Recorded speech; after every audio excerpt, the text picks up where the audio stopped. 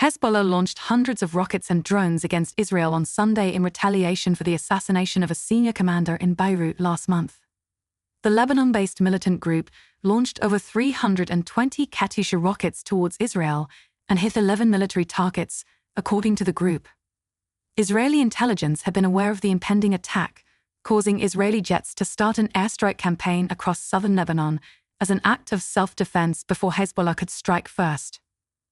The group confirmed the strikes were an initial response to the killing of Fuad Shukr, a top commander with the group, in a strike in Beirut's southern suburbs last month. Hezbollah said their barrage had completed the first phase of their response into, and that their full response would take some time. Israeli military spokesman Rear Admiral Daniel Hagari said, in a self-defense act to remove these threats, the Israeli military is striking terror targets in Lebanon, from which Hezbollah was planning to launch their attacks on Israeli civilians. Hagari warned Hezbollah would soon fire rockets and possibly missiles and drones into Israel.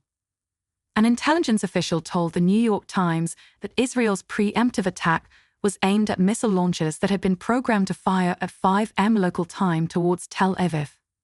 The official told the outlet that all the launchers that had been targeted were destroyed and that Israel was anticipating a harsh response from Hezbollah. Sirens began sounding in northern Israel soon after the warning from the Israeli military, and additional sirens later joined in across the north.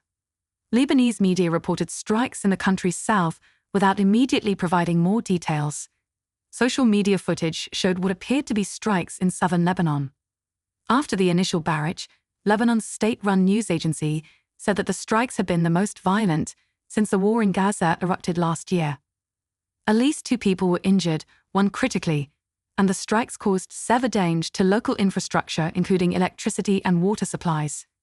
In a follow-up statement, Hezbollah said they had fired over 320 rockets at almost a dozen Israeli military bases.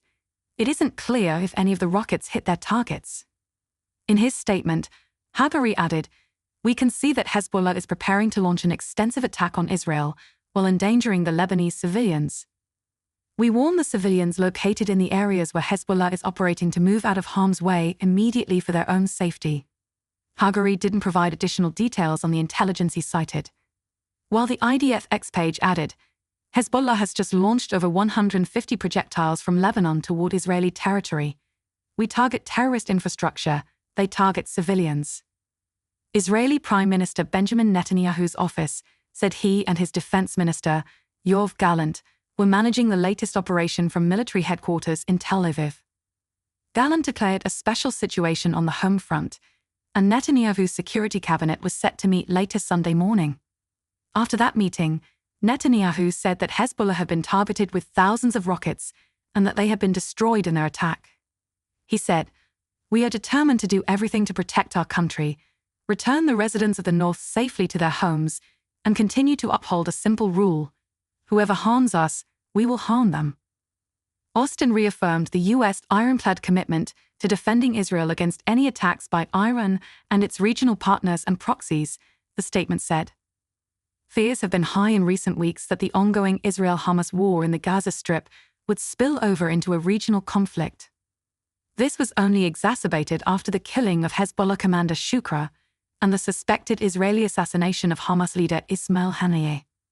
Shukr, who was responsible for the 1983 massacre of 241 American and 58 French troops in a Beirut bombing, was killed on July 30, along with his wife, 2 other women, and 2 children.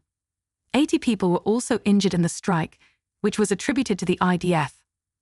The Wall Street Journal revealed that Shukr received a call from someone who told him to go from the 2nd floor of the building he was into his apartment on the 7th floor.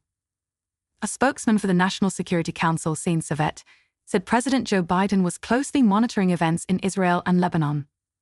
Savet said, "At his direction, senior U.S. officials have been communicating continuously with their Israeli counterparts. We will keep supporting Israel's right to defend itself, and we will keep working for regional stability."